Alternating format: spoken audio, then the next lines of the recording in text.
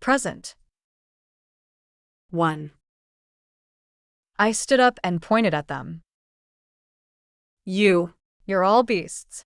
All demons.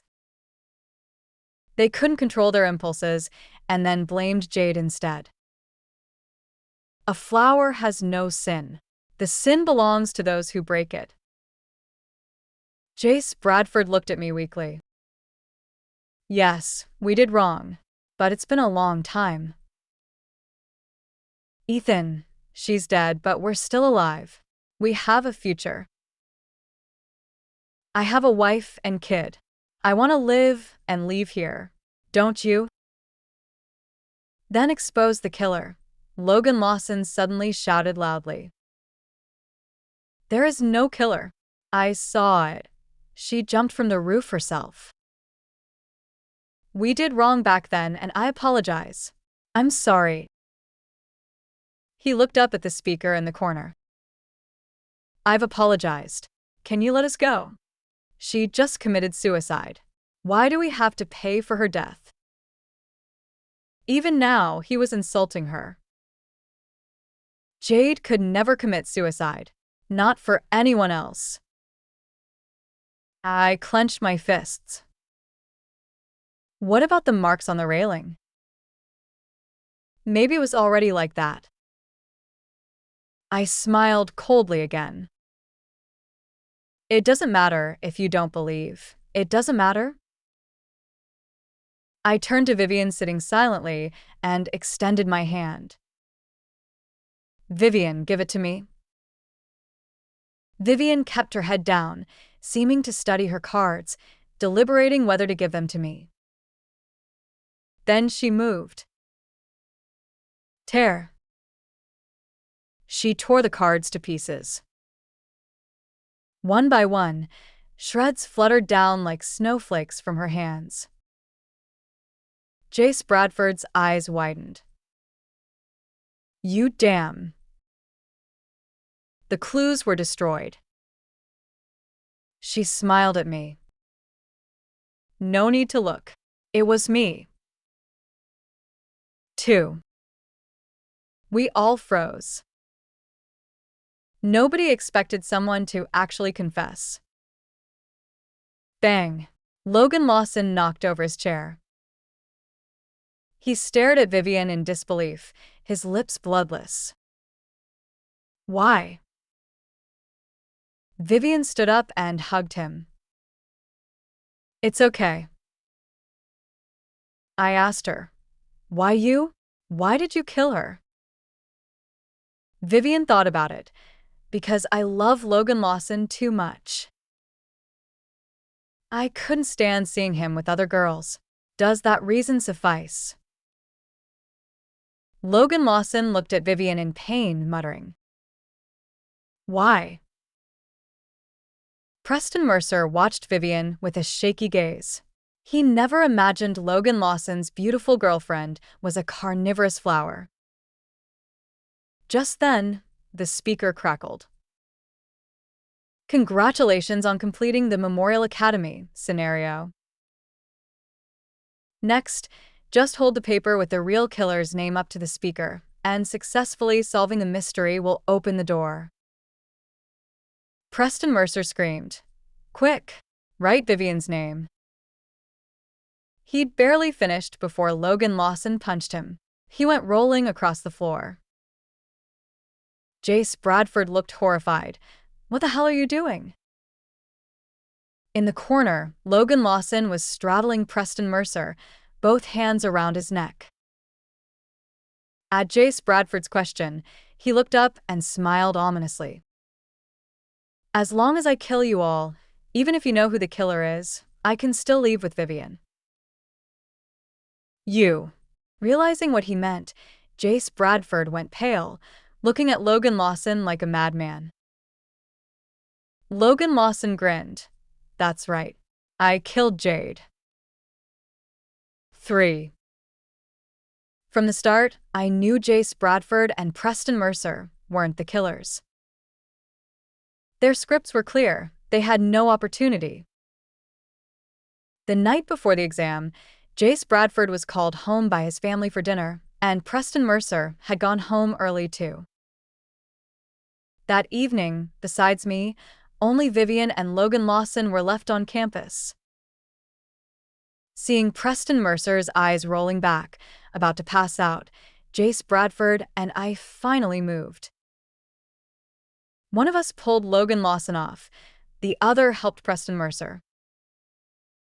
Logan Lawson's eyes were red, determined to strangle Preston Mercer. "I'll kill you all. I'll kill you all." He thrashed wildly, one hand still at Preston Mercer's throat, the other swinging at us, trying to drive us away. I couldn't take it anymore. I slapped him hard. Slap. That knocked Logan Lawson's brain offline.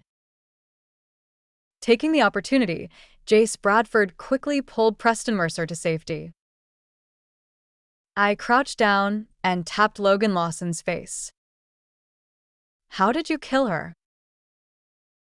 "Jade."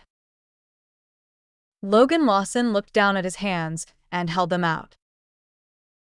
Like this, he made a pushing motion at the air. Bang. She fell.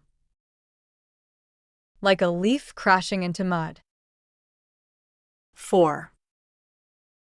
I thought for a moment, then stood to get pen and paper. Jace Bradford frowned as I wrote the answer, while blocking my body, asking, "Who did you write? Vivian? Logan Lawson?" He nodded to himself. "I know you wrote Logan Lawson, right? Only he's strong enough."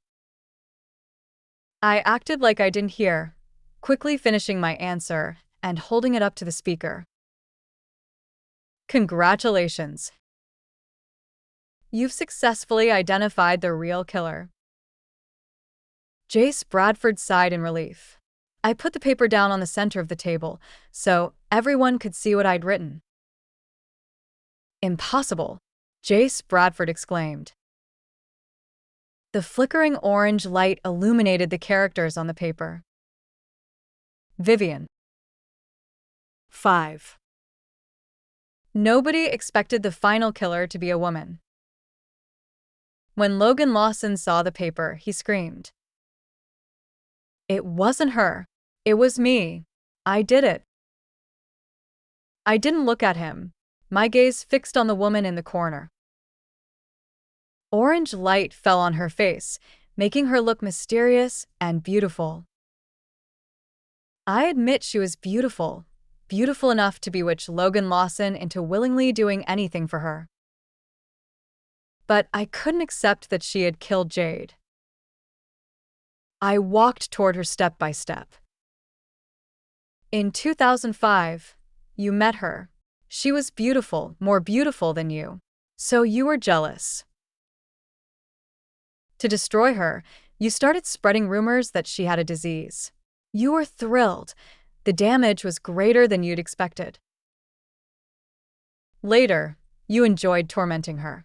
You even pushed her toward hell while playing the savior before her. She was kind and believed you, but it wasn't enough for you. Rumors ruined her high school, but not her soul. She remained clean and beautiful, her spirit far purer than yours. So, this time you wanted to destroy her soul. You knew Logan Lawson liked you, so you got close to him.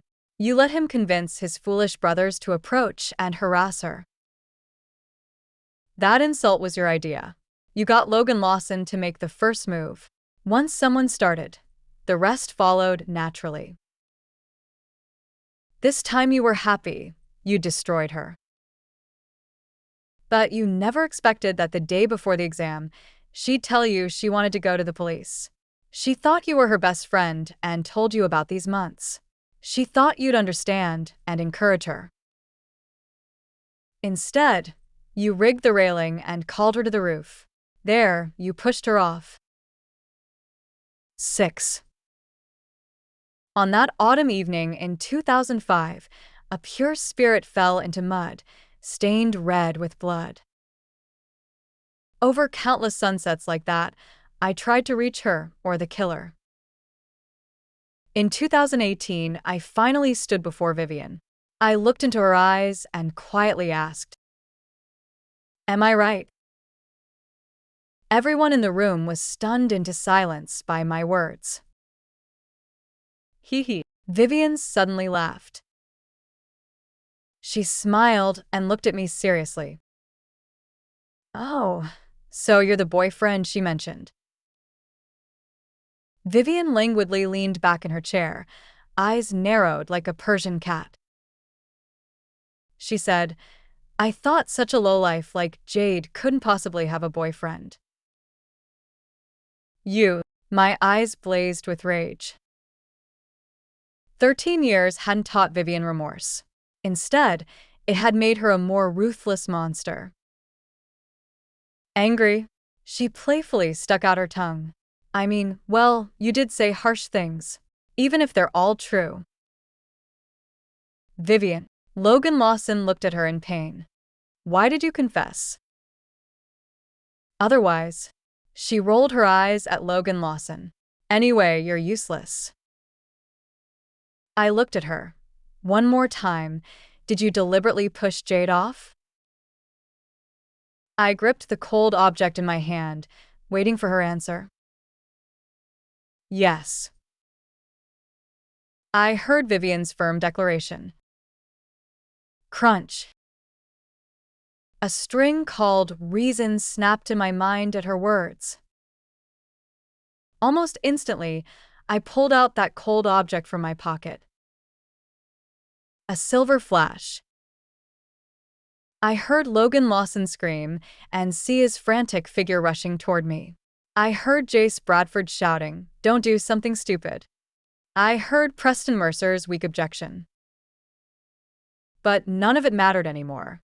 As the silver blade unsheathed in my vision, Vivian's face finally showed fear, like Jade falling from the roof back then. I savored her struggling in agony. Hiss. My blade finally drove toward Vivian's neck. 7. Logan Lawson knelt before me, staring blankly at Vivian, stabbed by the blade. After a moment. "Huh. You tricked me?" Vivian suddenly knocked my blade away. Slap. The toy retractable knife fell to the ground, revealing its true nature. A play knife. Her expression changed, glaring at me. "What the hell are you doing?" "Threatening me." What was I doing? Ha! I laughed, again and again, finally laughing till I collapsed on the ground. What am I doing? I did everything I set out to do. Vivian seemed to realize something. She whoosh stood up, pointing at me in disbelief. "You did all this?" "Yes," I admitted. "I did." Preston Mercer shakily stood, his face shocked and unwilling to believe. "Ethan, what's she talking about?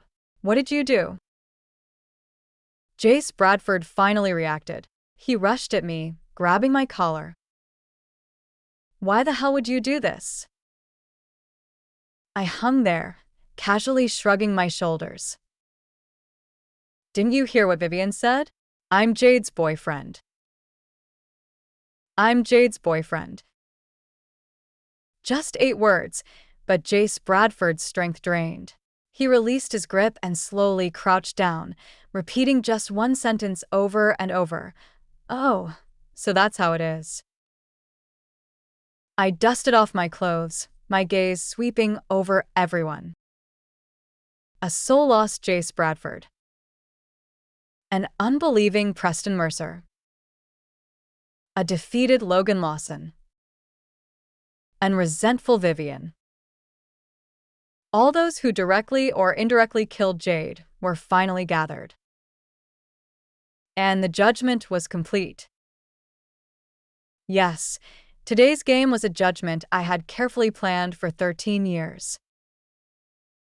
judging all sin and evil. 8. This murder mystery shop was open with my savings from these 13 years. For this day. I had installed a surveillance camera in this room, the audio recording kind. From the moment we stepped in here, everything was recorded. These recordings would be sent to the police as a blade for judging everyone. Now, the police were here. The wee-oh-oh of police sirens grew closer. Everyone paled and slumped in their chairs. Someone begged me. "Ethan, don't be so harsh. Let me go, please."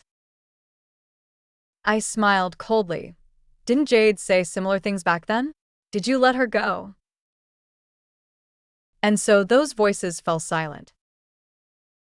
Finally, with a loud bang, someone opened the door. Police. Nobody move. Everything was over. 9. I was detained for a few days for unlawful confinement and faking the chlorine gas. When I was released, someone was waiting at the police station entrance. The costumed attendant threw me a bread roll and turned to leave. I called after her. "Thank you. Thank you for willing to participate in this scheme of hatred with me." She waved her hand. "Nothing. I only did it for my sister." This person was Jade's cousin. I was fortunate. In 2005, I met her, another person harboring hate, moving forward. Over these years, we hired countless private investigators, tracked countless people, gathered mountains of clues. Finally, we used these clues to craft a murder mystery scenario, a memorial academy custom-made for these monsters in human skin. I looked up. In the distance, the sun burned fiercely. Wind came carrying down a leaf. The leaf spun down through the air, exactly like Jade falling back then. Except this time, it fell to the ground where it belonged. The end.